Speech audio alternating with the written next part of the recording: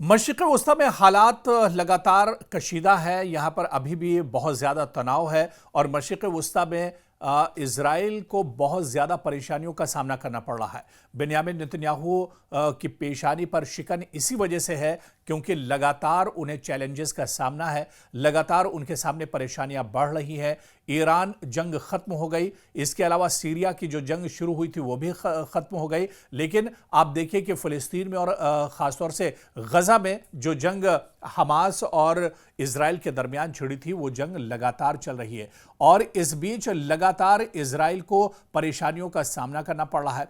और इस वक्त बड़ी खबर आ रही है कि फ़लस्तीनी मज़ाहमती तहरीक हमास के एक सिक्योरिटी विंग अल-क़साम ब्रिगेड ने ऐलान किया है कि उन्होंने गज़ा के शुमाली इलाके जैतून में काबिज इजरायली फौज पर शदीद हमला किया है। जी हां, ये दरअसल जैतून इलाका गज़ा के ही इलाके में आता है जहां पर इजराइल पूरी तरह से काबिज है। बड़े पैमाने पर जैतून के इलाके में इजरायली सिक्योरिटी फोर्सेस मौजूद हैं और यहां पर अब हमास के अल-क़साम ब्रिगेड ने यह दावा किया है, उन्होंने यह ऐलान किया है कि उन्होंने इजरायली फौजियों पर बड़ा हमला किया है और यह शदीद हमला किया गया है जिसके दौरान दुश्मन को जानी और माली नुकसान उठाना पड़ा है।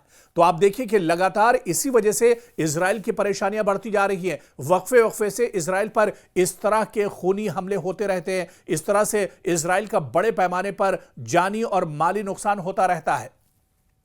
आप देखिए कि अल-क़साम ब्रिगेड के मुताबिक कार्रवाई के दौरान अल-क़साम के लड़ाकों ने पहले से नस्बशुदा बारूदी जो सुरंग थी, बारूदी जो मवाद था, उसके जरिए आईडीएफ की 2 बख्तरबंद गाड़ियों को निशाना बनाया, जिसके नतीजे में दोनों गाड़ियां मुकम्मल तौर पर तबाह हो गई। बयान के मुताबिक इजरायली फौज की एक जदीद बख्तरबंद गाड़ी, जी हां, एक लेटेस्ट बख्तरबंद गाड़ी, क्योंकि अक्सर इसी बख्तरबंद गाड़ी का इस्तेमाल आईडीएफ के जवान करते हैं या इजरायली फौज के जो जवान हैं वो करते हैं। बख्तरबंद गाड़ी दरअसल बहुत सेफ होती है और दुश्मन के इलाके में जब जाना होता है तो इजरायली फौज इसी बख्तरबंद गाड़ी का इस्तेमाल करते हैं। और जिस तरह से यह हमला किया गया है अल-क़साम ब्रिगेड की तरफ से, और अल-क़साम ब्रिगेड ने बाकायदा यह जानकारी दी है कि इजरायली फौज की एक लेटेस्ट बख्तरबंद गाड़ी जिसका नाम नैमर है, इसको भी मकामी तौर पर तैयार किया गया है और इसे यासीन 105 मिसाइल से निशाना बनाया गया है, जिससे यह बख्तरबंद गाड़ी में शदीद धमाका हुआ है। तो आप देखिए कि ये एक और बड़ा धचका लगा है, एक और बड़ा झटका इसे इजराइल के लिए माना जा रहा है, क्योंकि अल-क़साम ब्रिगेड के इस हमले में इजराइल का जानी नुकसान भी हुआ है, माली नुकसान भी इजराइल को काफी उठाना पड़ा है। दरअसल अगर गजा के जैतून शहर के इलाके की हम बात करें तो ये जैतून इलाका जो मौजूदा में, हालांकि फिलिस्तीन का हिस्सा है, ये गजा का ही एक मोहल्ला और एक एरिया दरअसल ये माना जाता है जैतून, लेकिन इस जैतून के इलाके पर अब पूरे तौर से इजराइल काबिज है। इजराइल के बड़े पैमाने पर यहां पर सिक्योरिटी रहती है और यहां पर परिंदा भी पर नहीं मार सकता है, और गजा के शहर जैतून में इजरायली फौजियों पर हमला होना यह कहीं ना कहीं इजराइल की सिक्योरिटी फोर्सेस पर सवालिया निशान लगाता है। यह कहीं ना कहीं आईडीएफ का जो मंसूबा है उस पर एक तरह से सवालिया निशान लगाता है। और अगर जैतून इलाके की हम बात करें तो गजा शहर का जैतून इलाका यह दरअसल जुनूब मशरिक में वाक़े एक गुंजान आबादी वाला इलाका बताया जाता है, जहां मुतअद्दिद आप देखिए कि रेसिस्टेंस कार्रवाइयां होती रहती हैं, लगातार यहां पर इस तरह की कार्रवाई होती रहती है। और क्योंकि यह पूरा इलाका इजरायली फोर्सेस की तहवील में है, इजरायली फोर्सेस यहां पर काबिज हैं, तो ऐसे में यहां पर हमला करना या यहां पर इस तरह की कार्रवाई करना बहुत मुश्किल होता है। लेकिन अल-क़साम ब्रिगेड ने पहले से यहां पर बारूद बिछा रखा था और इसी बारूदी हमले में एक तरह से निशाना बनाया है आईडीएफ के जवानों को। और इस हमले में आपको हम बात करें तो रॉकेट और मोर्टार भी शामिल थे और उसके जरिए यह हमला किया गया था। आप देखिए कि हालिया दिनों इस तरह के कई हमले होते रहे जिसमें इजराइल की बख्तरबंद गाड़ियों को नुकसान पहुंचाया गया है।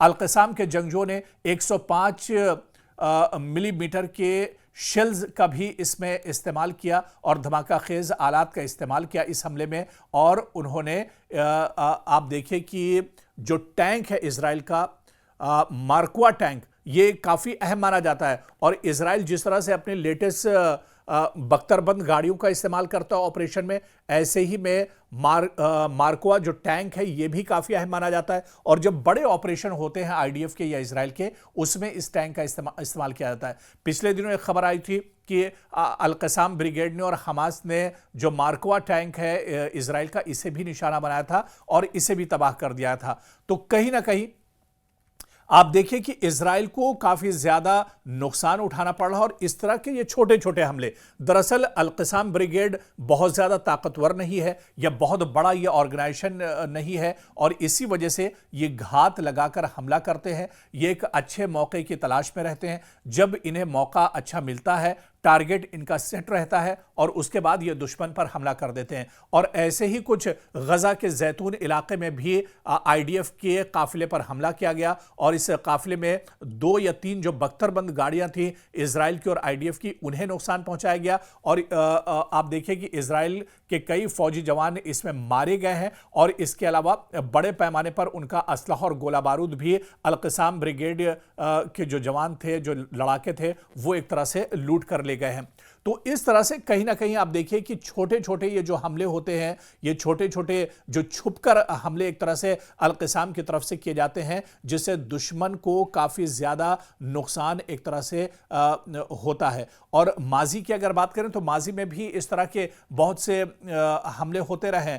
और आप देखिए कि जैतून इलाका, ये दरअसल इलाका ऐसा इलाका है जहां पर कभी हमास का गढ़ माना जाता था, हमास का यह इलाका हुआ करता था, फिलिस्तीन का यह इलाका हुआ करता था। लेकिन अब गजा के जैतून के इस इलाके में पूरे तौर पर इजरायली काबिज है। इजराइल सिक्योरिटी फोर्सेस के जवान बड़ी तादाद में यहां पर रहते हैं, और उन्हीं की तहवील में यह पूरा इलाका है। और उन्हीं के गढ़ में घुसकर, आईडीएफ के इलाके में घुसकर इस तरह का हमला करना, मतलब ये अलार्मिंग सिचुएशन एक तरह से है आईडीएफ के लिए, बेन्यामिन नेतन्याहू के लिए, और इजराइल की सिक्योरिटी फोर्सेस के लिए। तो ये एक बड़ी कामयाबी हमास के लिए मानी जा रही है। और जिस हमास को खत्म करने के लिए इजराइल पिछले 1.5 साल से लगातार गजा पर हमले कर रहा है, गजा पर बम बरसा रहा है, मासूमों का कत्लेआम कर रहा है, लेकिन उस हमास को खत्म नहीं कर पाया है। बेन्यामिन नेतन्याहू ने यही कसम खाई है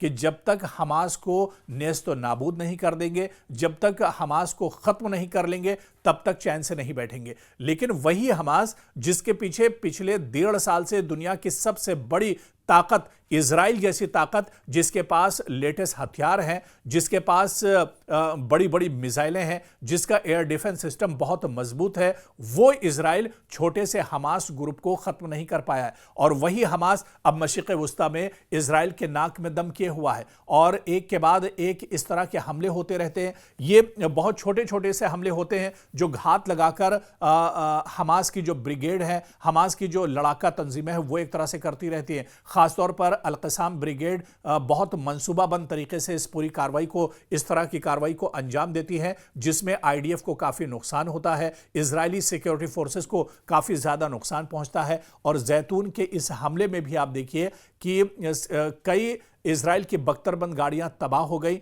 बड़े पैमाने पर जो साजो सामान था वो एक तरह से तबाह हो गया। बल्कि एक मीडिया जराए के हवाले से यह भी खबर आई कि ग्राउंड जीरो पर, जहां पर यह हमला किया गया था, वहां पर हेलीकॉप्टर के जरिए से इजरायली फोर्सेस का इस हमले के बाद रेस्क्यू किया गया, और जो बचे हुए सिक्योरिटी फोर्सेस या जो जख्मी जवान थे, उन्हें हेलीकॉप्टर के जरिए से रेस्क्यू किया गया है। तो इस तरह के हालात हैं, यानी हालात अभी भी एक तरह से अलार्मिंग है इजराइल के लिए, बेन्यामिन नेतन्याहू के लिए। और जो लड़ाई बेन्यामिन नेतन्याहू ने शुरू की थी हमास के खिलाफ, वो लड़ाई अभी एक तरह से अधूरी है, क्योंकि अभी भी हमास जिंदा है। हमास की जो लड़ाका तंजीमें हैं, वो एक तरह से, जो ब्रिगेड है, वो एक तरह से जमीन पर जिंदा है, और रुक रुक कर और कुछ कुछ वक्फे के बाद इस तरह के हमले आईडीएफ पर और इजराइल की सिक्योरिटी फोर्सेस पर होते रहते हैं। तो इजराइल अभी भी कहीं ना कहीं अपने मिशन से बहुत दूर है, और यह मिशन अभी भी, या उसका जो मंसूबा है गजा पर पूरे तौर पर कब्जा करने का, हमास को नेस्त नाबूद और खत्म करने का, उस मिशन में इजराइल अभी भी कामयाब नहीं हुआ है।